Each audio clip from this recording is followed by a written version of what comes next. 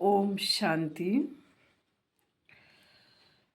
3/12/2024 के ईश्वरीय महावाक्य हैं। मीठे बच्चे, याद की यात्रा में अलवेले मत बनो। याद से ही आत्मा पावन बनेगी। बाप आए हैं सभी आत्माओं की सेवा कर उन्हें शुद्ध बनाने। प्रश्न, कौन सी स्मृति बनी रहे तो खान पान शुद्ध हो जाएगा? उत्तर, यदि स्मृति रहे कि हम बाबा के पास आए हैं सचखंड में जाने के लिए व मनुष्य से देवता बनने के लिए, तो खान पान शुद्ध हो जाएगा। क्योंकि देवताएं कभी अशुद्ध चीज नहीं खाते। जब हम सत्य बाबा के पास आए हैं सचखंड पावन दुनिया का मालिक बनने, तो पतित अशुद्ध बन नहीं सकते। ओम शांति। रूहानी बाप रूहानी बच्चों से पूछते हैं, बच्चे जब तुम यहाँ बैठते हो तो किसको याद करते हो? अपने बेहद के बाप को। वह कहाँ है? उनको पुकारा जाता है ना। हे पतित पावन। आजकल सन्यासी भी कहते रहते हैं, पतित पावन सीताराम, अर्थात पतितों को पावन बनाने वाले राम आओ। यह तो बच्चे समझते हैं पावन दुनिया सतयुग को, पतित दुनिया कलयुग को कहा जाता है। अभी तुम कहाँ बैठे हो? कलयुग के अंत में, इसलिए पुकारते हैं बाबा आकर हमको पावन बनाओ। हम कौन हैं? आत्मा। आत्मा को ही पवित्र बनना है। आत्मा पवित्र बनती है तो शरीर भी पवित्र मिलता है। आत्मा के पतित बनने से शरीर भी पतित मिलता है। यह शरीर तो मिट्टी का पुतला है। आत्मा तो अविनाशी है। आत्मा इन आर्गन्स द्वारा कहती है, पुकारती है, हम बहुत पतित बन गए हैं, हमको आकर पावन बनाओ। बाप पावन बनाते हैं। 5 विकारों रूपी रावण पतित बनाते हैं। बाप ने अभी स्मृति दिलाई है, हम पावन थे। फिर ऐसे 84 जन्म लेते लेते अभी अंतिम जन्म में है। यह जो मनुष्य सृष्टि रूपी झाड़ है, बाप कहते हैं मैं इनका बीज रूप हूँ। मुझे बुलाते हैं, हे परम पिता परमात्मा, ओ गॉड फादर लिबरेटर मी। हर एक अपने लिए कहते हैं, मुझे छुड़ाओ भी और पंडा बनकर शांति धाम घर में ले चलो। सन्यासी आदि भी कहते हैं, स्थायी शांति कैसे मिले? अब शांति धाम तो है घर जहाँ से आत्माएं पाठ बजाने आती हैं। वहाँ सिर्फ आत्माएं ही, शरीर नहीं। वहाँ सिर्फ आत्माएं ही हैं, शरीर नहीं है। आत्माएं नंगी अर्थात शरीर बिगड़ रहती हैं। नंगे का अर्थ यह नहीं कि कपड़े पहनने बिगड़ रहना, नहीं। शरीर बिगड़ आत्माएं नंगी यानी अशरीरी रहती हैं।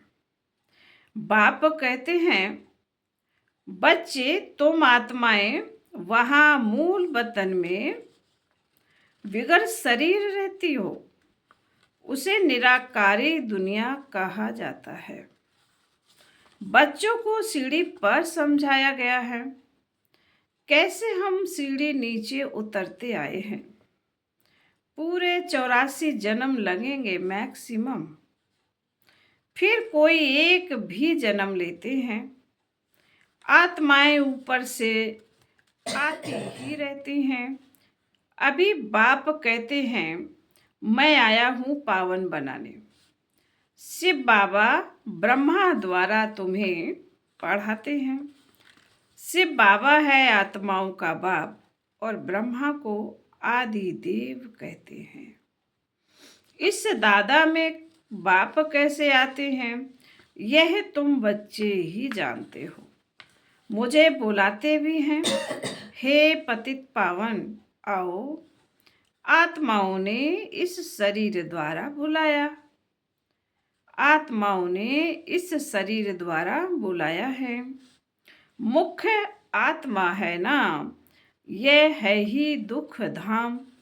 यहाँ कलयुग में देखो बैठे बैठे अचानक मृत्यु हो जाती है। वहाँ ऐसे कोई बीमार ही नहीं होते। नाम ही है स्वर्ग। कितना अच्छा नाम है, कहने से दिल खुश हो जाती है। क्रिश्चियन भी कहते हैं क्राइस्ट से 3000 वर्ष पहले पैराडाइज था।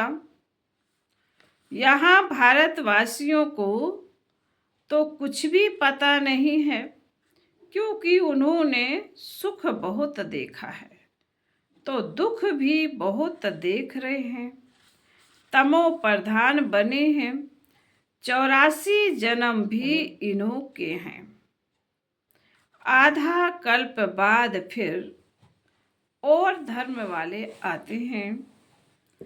अभी तुम समझते हो आधा कल्प देवी देवताएं थे तो और कोई धर्म नहीं था। फिर त्रेता में जब राम हुआ तो भी इस्लामी बौद्धि नहीं थे। मनुष्य तो बिल्कुल घोर अंधियारे में है। कह देते दुनिया की आयु लाखों वर्ष है, इसलिए मनुष्य पूछते हैं कि कलयुग अर्जुन छोटा बच्चा है। तुम अभी समझते हो कलयुग पूरा हो अभी सतयुग आएगा, इसलिए तुम आए हो बाप से स्वर्ग का वर्षा लेने। तुम स्वर्गवासी थे। बाबा कहते तुम सब स्वर्गवासी थे। बाप आते ही हैं स्वर्ग स्थापन करने। तुम ही स्वर्ग में आते हो, बाकी सब शांति धाम घर चले जाते हैं। वह है स्वीट होम। आत्माएं वहाँ निवास करती हैं, फिर यहाँ आकर पार्टधारी बनते हैं। शरीर बिगड़ तो आत्मा बोल भी ना सके। वहाँ शरीर ना होने के कारण आत्माएं शांति में रहती हैं। फिर आधा कल्प है देवी देवताएं, सूर्यवंशी चंद्रवंशी। फिर द्वापर कलयुग में होते हैं मनुष्य। देवताओं का राज्य था, फिर अब वह कहाँ गए किसी को पता नहीं। यह नॉलेज अभी तुमको बाप से मिलती है और कोई मनुष्य से यह नॉलेज होती नहीं। बाप ही आकर मनुष्यों को यह नॉलेज देते हैं, जिससे ही मनुष्य से देवता बनते हैं। तुम यहाँ आए ही हो मनुष्य से देवता बनने के लिए। देवताओं का खान पान अशुद्ध नहीं होता। वे कभी बीड़ी आदि पीते नहीं। यहाँ के पतित मनुष्यों की बात मत पूछो, क्या क्या खाते हैं। अब बाप समझाते हैं यह भारत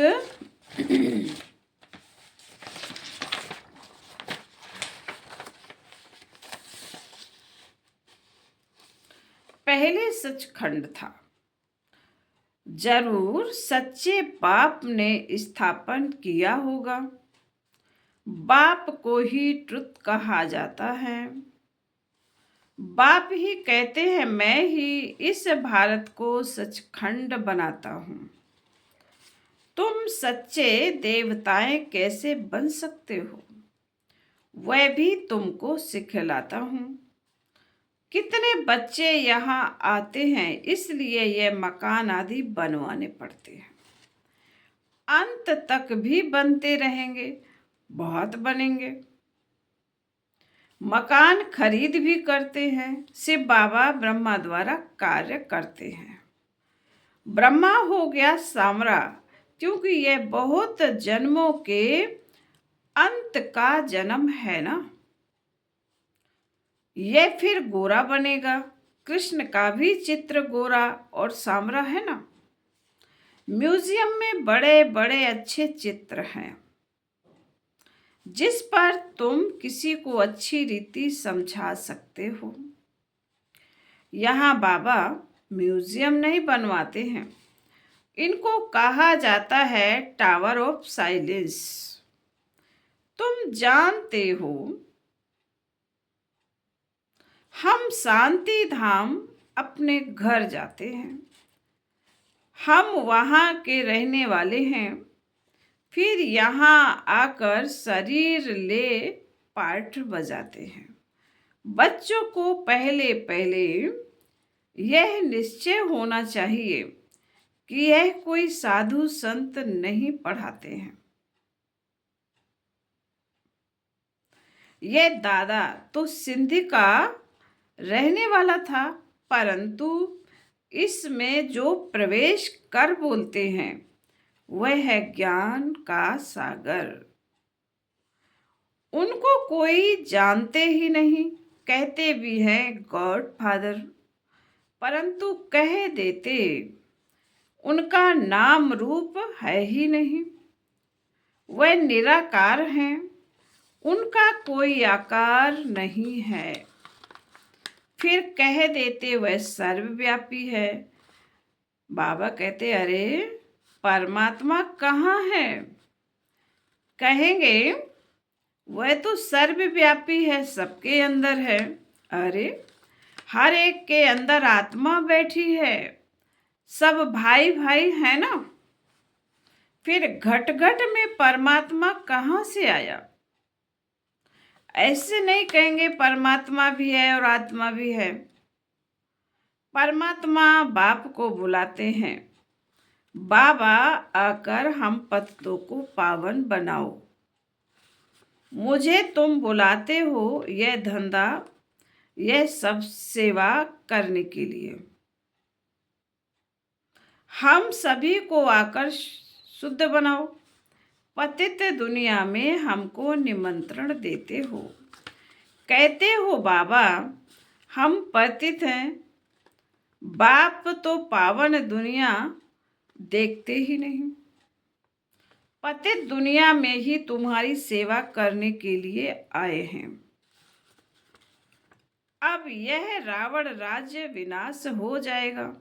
बाकी तुम जो राजयोग सीखते हो वह जाकर राजाओं का राजा बनते हो। तुमको अनगिनत बार बनाया है, फिर 5000 वर्ष बाद तुमको ही पढ़ाएंगे। सतयुग त्रेता की राजधानी अब स्थापन हो रही है।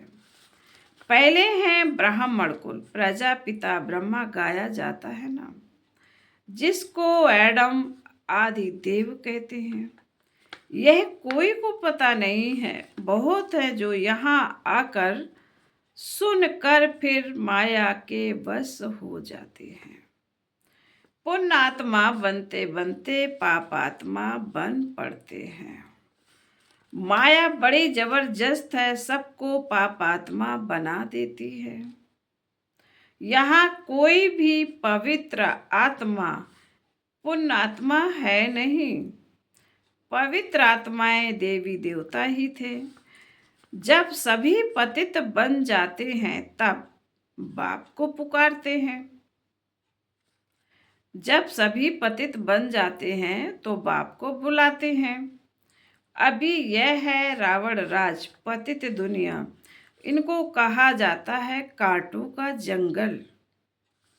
सतयुग को कहा जाता है garden of flower. Mughal garden में कितने फर्स्ट क्लास अच्छे अच्छे फूल होते हैं।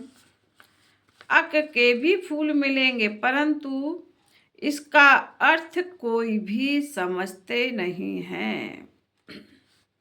शिव के ऊपर अक क्यों चढ़ाते हैं,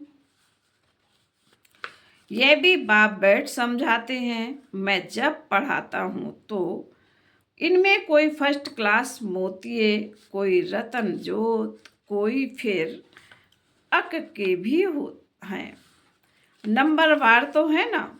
तो इसको कहा ही जाता है दुख धाम मृत्यु लोक। सतयुग है अमर लोक। यह बातें कोई शास्त्रों में नहीं है। शास्त्र तो इस दादा ने पढ़े हैं, बाप तो शास्त्र नहीं पढ़ाएंगे। बाप तो खुद सदगति दाता है, करके गीता को रेफर करते हैं। सर्वशास्त्रमय श्रोमणी गीता भगवान ने गाई है, परंतु भगवान किसको कहा जाता है यह भारतवासियों को पता नहीं है। बाप कहते हैं मैं निष्काम सेवा करता हूँ, तुमको विश्व का मालिक बनाता हूँ। मैं नहीं बनता हूँ स्वर्ग में तुम मुझे याद नहीं करते हो। दुख में सिमरन सब करें, सुख में करे न कोई। इनको दुख और सुख का खेल कहा जाता है। स्वर्ग में और कोई दूसरा धर्म होता ही नहीं, वह सभी आते ही है बाद में। तुम जानते हो अभी इस पुरानी दुनिया का विनाश हो जाएगा। नेचुरल कैलमिटीज, तूफान आएंगे जोर से, सब खत्म हो जाएंगे।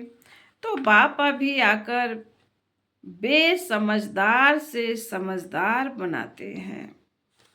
बाप ने कितना धन माल दिया था, सब कहाँ गया।